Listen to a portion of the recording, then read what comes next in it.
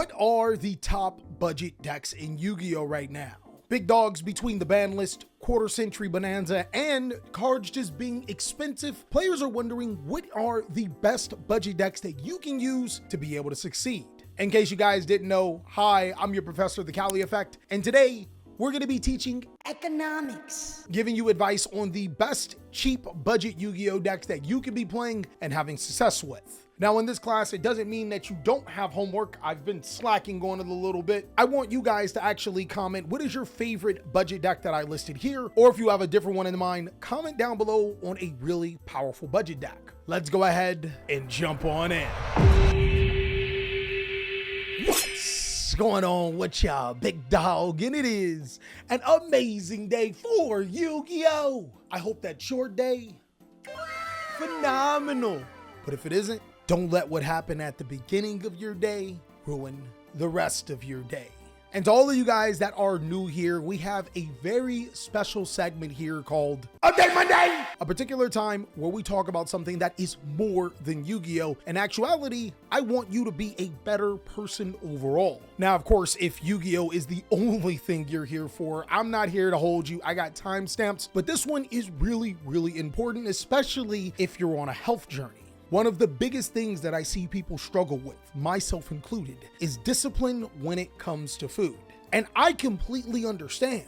Some people like chips, some people like tacos, burgers, and pizza. I just so happen to be a dude that likes all of them, and I love candy. For the people that are trying to get that summer bod or simply just trying to lose weight, the information that I'm going to tell you will change your complete mind on fitness. It does not matter how much activity you do. It literally does not mean anything. The only thing that matters with weight loss and a physical look is what you eat and how much you eat. That's right, big dog. You can literally lose weight without going to the gym or doing anything in particular. You can even have that gym body without ever lifting a weight, because simply the only thing that matters is what you eat, and the more detail you go on what you're eating, the better your body will look. To break it down, there are 3 food groups we live by: carbs, protein, and fats. Carbs are not your enemy. In fact, they're very, very important. They're energy. Protein is good for recovery and muscle building. And fats, well, fats are the good foods. Having a consistent, healthy relationship with all 3 of these is going to be the most important thing in your life, in your health journey. Please, please, please, please, please, before you do anything else, address that. The best thing about learning macros and eating accordingly is that you don't need a ton of money. You just have to pick the foods that are to your budget and then monitor the contents inside of them. Just like how with that exact same budget, we're going to be talking about Yu-Gi-Oh decks. And it's especially beneficial that we can talk about budget decks because, in case you didn't know, last week the entire quarter century Stampede got leaked, giving us information on every single Yu-Gi-Oh card that was printed. Now class, in case you didn't know, Konami is banning content creators for showing you the evidence, but if there were people that were placing these lists inside of my Discord who don't have a name for them to tie it to, then it's not much we can do. Also, I'm not 100% sure if those cards are confirmed to be in Stampede. That's just a rumor, but certain Yu-Gi-Oh cards have dropped down significantly, making Yu-Gi-Oh strategies budget. One of them is Memento, one of the strongest Yu-Gi-Oh strategies in the game, and I actually talked about it last week when I was talking about top 5 meta decks. Some of the biggest things that happened with Memento is Mementolian Bone Party and Mementolian Angie Witch dropping down in price, finally making Memento a budget Yu-Gi-Oh deck. There's also Fiendsmith Engraver magically dropping down in price, giving you options for Memento. Like I said last week, I talked about how Memento can play a Goblin Biker engine to be able to go against powerful decks like Yugioh, and I also talked about how it probably is the best Fiendsmith deck available, and it's mainly because it doesn't need a full Fiendsmith engine to be able to thrive. Another deck that has also became insanely cheap, and I talked about it last week, is Mermail. There is speculation that Mermail, Abyss Pike, and Abyss Gaios are also being reprinted inside of Quarter Century Stampede. I don't know, couldn't tell you. But one thing that is confirmed happening is that those 2 cards are also dropping down in price expeditiously, meaning that Mermail is now another cheap budget Yu-Gi-Oh deck. I'm gonna group them both into one. Now, these 2 decks have statistically been some of the strongest decks in Yu-Gi-Oh! They have quite a few tops in the regional and even some in the YCS level, and are very unlikely to be hit in any way where they would not be competitive. Now, outside of that, from what I've been told about Quarter Century Bonanza is that it's completely putrid. No bestial reprints, no cash tier reprints, which is sad, and tons of reprints to Yu-Gi-Oh cards that literally do not matter. In fact, I am about this close to making a video talking about how Quarter Century Stampede is a complete scam. I mean, I've done it for other Yu-Gi-Oh sets, giving you the important information that you need to know about. So class, if you want my breakdown on Quarter Century Stampede, then go ahead and let me know. But that's pretty much all there is to talk about when it comes to the Quarter Century Stampede set. Unfortunately, the reprints aren't exactly what we hoped about, but there's still some really powerful budget decks that you guys should be looking at. I still think that Fire King is one of the best of the best. Now granted, Fire King did have an insane peak by winning YCS Birmingham and was played by a few other players topping regionals, but I still don't think it tells the whole story. Fire King being able to appear almost out of nowhere and dominate the Yu-Gi-Oh card game shows that when players are unprepared for it, Fire King can still be a competitor. And even when players did prepare for Fire King, it still got the success at a regional and YCS level that we were looking for. On top of that, one of the best things about Fire King is that it plays really slow. So the Molcharmy cards will not be as effective. And if the next format that we are going into is slowed down, Fire Kings can absolutely thrive.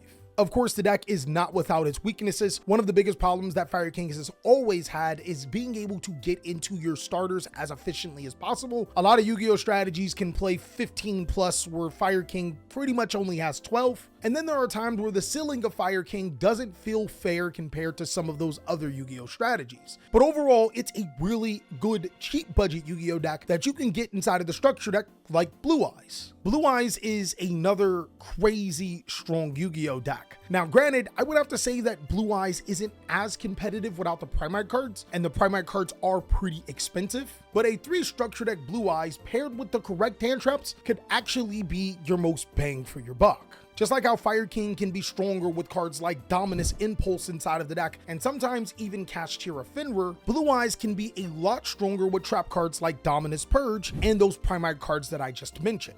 But even at its very base, Blue Eyes is incredibly good, and its design is actually built to beat some of the more expensive decks. When Fire King thrives on being destroyed, meaning that it's pretty good against Yugioh, Blue Eyes is really good at stopping the graveyard, secretly. I also especially like that Spirit Dragon can morph itself into Ultimate Spirit Dragon, which is the closest thing we're going to get to a Baron de Fleur without actually having Baron de Fleur in our decks right now. There was actually even a Blue Eye structure deck that topped the Albuquerque Regional, and it was about $50. So while all of the expensive stuff to have for Blue Eyes is nice, it's very possible to win with just 3 of the structure decks. I absolutely love these Yu-Gi-Oh strategies because they start off incredibly cheap, and then they build on to be something way better than what they can. It's almost like a modern day Yu-Gi-Oh starter deck that you can build along the way, and with Primite being confirmed as being reprinted later on in the year, you don't have to wait too long for those cards to be relatively cheap. Now at this particular time of the video, I've already technically given you 4 different decks. But don't worry, big dog, there's actually a couple of other strategies that I really want to talk about that fit the criteria of being strong after the ban list, almost unhittable, and then of course, really budget. I think one of the most important things you would want as a budget Yu-Gi-Oh deck is success. And I've talked about some of the cheapest, strongest Yu-Gi-Oh decks that you can get with just $30. A strategy you're gonna have to kind of piece together yourself, but is still really cheap and strong, is easily Crystron. Crystron has actually been going on a run this format. It's a pretty simple deck revolving around synchro summoning on your opponent's turn and also being able to exceed summon into Cyber Dragon Infinity. I think it's really important that I emphasize being able to make a monster that can negate spells, traps, and monsters in one card is pretty good. And Crystron, like Blue Eyes, is one of the very few strategies that can do it. And the best thing about it is that Crystron doesn't really need anything extra to be playable. You see, players are using the Diabel engine to be able to summon out Azamina Ria Silvera to get the negation before the Crystron play, or players have been using the Horus engine because it does get you Crystron cards into your graveyard and allows you to further your strategy. Those have been effective ways to play Crystron, but so is the pure build too. The pure version of Crystron is just as strong as the other 2 that I mentioned. It has quite a bit of regional tops, and since you don't have to play a whole nother engine, it does offer versatility. The versatility to be able to play more hand traps and board breakers inside of your deck, which could slow down your opponent while keeping you on pace with your own. And like I said, it's also a deck that is incredibly represented. When we're talking about tops in Yu-Gi-Oh decks, this strategy is easily in the top 10. And lastly, I like to go to a copium take. Now, there's actually quite a few decks that topped over the regional that made me furrow an eyebrow. I think that they were really interesting. Take, for example, the Valmonica Fiendsmith deck that topped. It makes a lot of sense because Valmonica is actually partially a light Fiend Yu-Gi-Oh deck. And with Fiendsmith Engraver finally dropping in price for unforeseen circumstances, the deck is affordable. I think that the deck is pretty funny, but I'm not sure if it would actually sustain over a long course of time. Yugioh and Malice have ironically became incredibly cheap Yu-Gi-Oh decks. If you guys go to tcgplayer.com, by the way, if you ever use TCG Player, use my link down below in the description. It helps me out as a content creator. You will see that the prices of the Malice and the Yugioh monsters have dropped tremendously. Is it the ban list? Maybe, but I also think it's because Crossover Breakers is the model for what we should have in a Yu-Gi-Oh set that's a deck build, but that's a whole different video. But if I had to pick a deck that I think is really good, hasn't been played a lot, has answers to some of the better decks, and is budget, I'm gonna have to go with Pearly. I think Pearly is one of the strongest decks in the entire game. Not a lot of strategies can deal with an Pearly New York with multiple materials, and the best thing about Pearly is that this deck is incredibly good at breaking boards. Playing those board breaker cards like Metal Ronus and Ultimate Slayer don't really mean much for this deck, because when you are going first, you can just discard them for your Pearly cards to be able to gain your effects. And it's also incredibly helpful that those Pearly spell cards have pretty good effects themselves. Like Pearly Happy Memory, preventing a card from being destroyed the first time it would be destroyed is kind of strong. And Delicious Memory, helping you make any monster into a Zeus, that's also really good in the format where monsters need to be on the board to establish their effects. I think that Pearly is one of the better Yu-Gi-Oh strategies that is budget. But I don't know, it could be my soft spot for the cats even though I'm a dog guy, or it could just be me game recognizing game. But again in class, you guys already know what you have to do. I need some budget Yu-Gi-Oh decks that you like from this list or one of your own. Of course, Slifer Slackers, this is summative, meaning that it is a huge part of your grade, and so is checking out these other videos so I can catch you on the next one.